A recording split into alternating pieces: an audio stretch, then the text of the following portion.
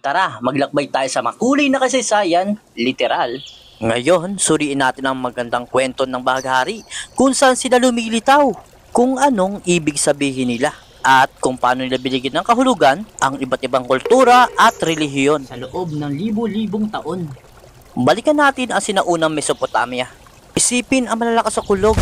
Pagkatapos ng bagyo, ang mga unang baghari parang mahika. Sa Epic of Gilgamesh, ang baghari ay sumisimbolo sa kwintas ng dakilang diyosan si Ishtar, isang pangako ng mga Diyos at ng mga tao. Tara, dumako naman tayo sa sinaunang Gracia. Ito, pinaniniwalaang ang baghari ay nagniningning na daanan ni Iris, ang mabilis na mensahero ng Diyos na naguugnay sa langit at lupa na may iba't ibang kulay ng pag-asa. Ngunit, ang baghari ay hindi lamang pagkahumaling sa kanluran sa kultura ng Aboriginal Australian.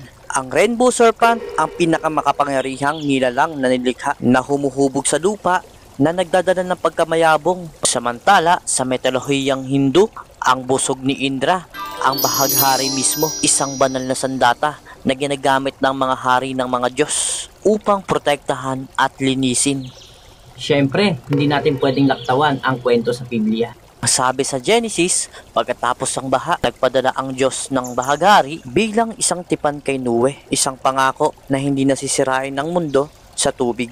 Simbolismo ng pag-asa at pagpapanibago ay nananatili. Na umaalingaw-ngaw sa kasaysayan saan man lumitaw ang baghari. Ngayon, lipat naman tayo sa mitolohiyang Norse at makikita mo ang Bifrost, ang nagliliyab na tulay ng bahaghari na bumubuo sa arko sa pagitan ng Midgard at Asgard. Ito ang kosmikong daanan para sa mga Diyos na nagniningning na may panganib at pangako. Sa alamat ng Chino, ang mga baghari ay gawa ng Diyosa na si Nuwa na nag-ayos ng sirang langit gamit ang bato na magkakaiba ang kulay. Dahil dito, nagdala ito ng pagkakaisa sa mundo. Ngunit, hindi lamang banal na simbolo ang bahaghari dahil ito'y tanda ng pagkakaisa at pagkakaiba-iba. Ang kwento ng ika-20 siglo, noong 1978, idinisenyo ni Gilbert Baker ang bandila ng bahaghari para sa Gay Freedom Day Parade ng San Francisco. 6 na guhit, bawat kulay ay may sariling kahulugan. Ito ang buhay, pagpapagali, sikat ng araw, kalikasan,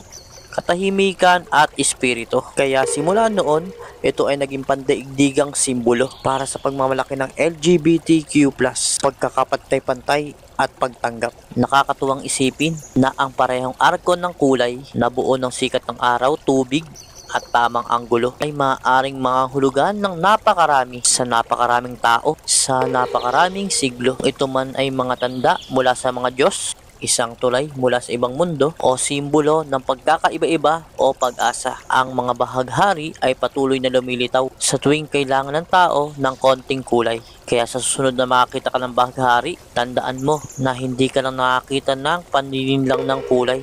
Makikita mo ang alingaw ng mga kwento, pangarap at pangako na sumasaklay sa kasaysayan ng buhay ng mga tao. At yan ay spectrum na karapat dapat tayo magdiwang.